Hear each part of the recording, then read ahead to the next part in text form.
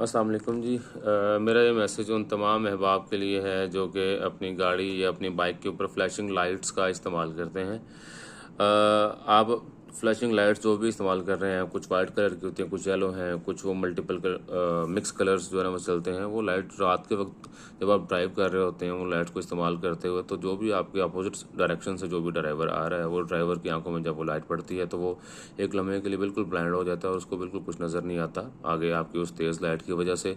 और वो ड्राइवर आपके घर की ख़वातीन को अच्छे बुरे अल्फाज में, यकीनन बुरे अल्फाज में याद करता हुआ गुजर जाता है और वो आपकी तरबियत पे भी दो लफ्ज़ भेजता है। तो अपनी घरों की इज़्ज़त और अपनी और दूसरे लोगों की जानों को महफूज रखने के लिए आप सबसे इल्तमास है कि आप लोग जो कंपनी की स्टैंडर्ड लाइट्स हैं, चाहे वो आपकी बाइक है चाहे गाड़ी है, आप उनको इस्तेमाल करें स्टैंडर्ड लाइट्स को।